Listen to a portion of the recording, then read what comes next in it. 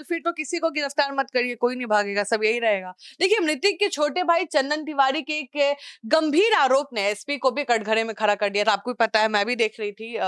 चंदन तिवारी का सीधा आरोप है कि एसपी खुद पीड़ित परिवार को धमकी दे रहे हैं, ज्यादा बयानबाजी मत कीजिए। ऐसे में पीड़ित परिवार का सवाल है कि जब जिले के सबसे बड़े पुलिस अधिकारी का रुख ऐसा हो, तो साक्ष्य मिटाने और पीड़ित परिवार को डराने धमकाने की पूरी संभावना है। नमस्कार, आप देख रहे हैं सिटी पोस्ट लाइव। मैं हूं सृष्टि राज। बिहार के भोजपुर जिले में शाहपुर के बिलौटी गांव के भरत भूषण तिवारी हत्याकांड की सीबीआई जांच की मांग वाली याचिका पर सुप्रीम कोर्ट 30 जून को सुनवाई करेगा।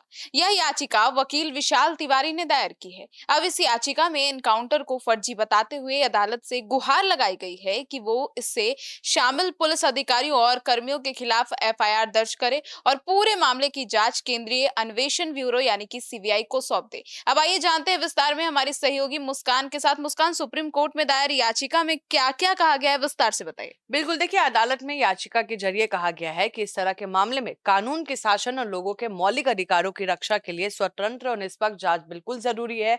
याचिका में यह भी गुहार लगाई गई है कि इस पूरे प्रकरण की जांच सुप्रीम कोर्ट के रिटायर्ड जज की अध्यक्षता में जो गठित स्वतंत्र विशेष समिति की निगरानी में कराई जा रही है। भरत तिवारी मौत में पुलिस के कार्रवाई के तरीके और जांच के तरीकों पे गंभीर सवाल उठ रहा है। आपको बता दें, 18 जून को मृतक भरत तिवारी की मां ने शाहबाद के अनुमंडल पुलिस पदाधिकारी और शाहपुर के तत्कालीन थाना प्रभारी और अन्य पुलिस कर्मियों के खिलाफ हत्या का मुकदमा दर्ज करने के लिए लिखित शिकायतें दी थी।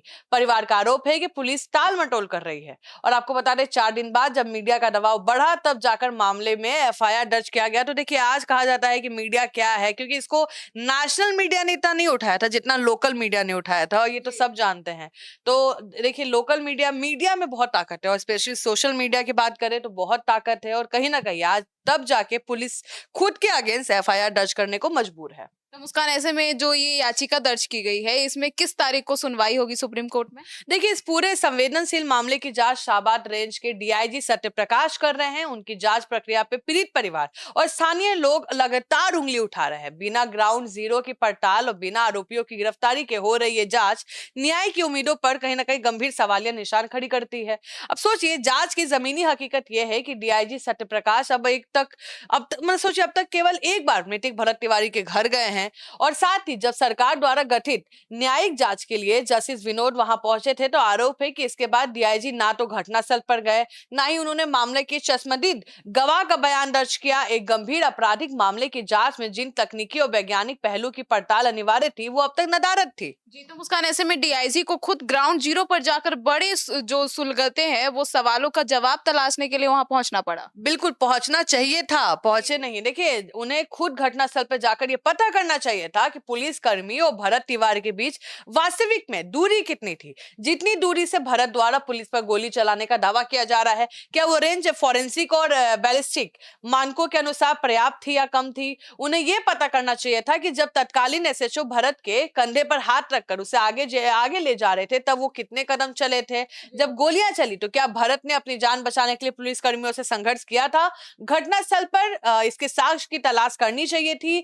जिन्होंने देखा था, उनके अनुसार सरेंडर के बाद भरत ने कोई संघर्ष नहीं किया। वो हंसता रहा और बोलता रहा कि उसके साथ छल हो गया है। मुस्कान जी, हाँ, ये सारी चीजें जो है हमारे चैनल के चीफ एडिटर श्रीकांत प्रत्युष ने ठीक वहां पर जाके पूरा एक्सप्लेन किया था। मतलब उनका काम हमारे चैनल के चीफ श्रीकांत प्रत्युष सर कर रहे थे। बिल्कुल नहीं, सही बात है। देखिए, सवाल ये तो उठ ही रहा है कि जो गिरफ्तारी होनी चाहिए वो अभी तक क्यों नहीं हुई। देखिए, भरत ने जब अपनी पिस्तौल पुलिस के पास फेंकी, तो उसमें कितनी गोलियां बची थी। क्या पिस्तौल खाली होने के बाद फेंकी गई या उसमें कारतूस मौजूद थे।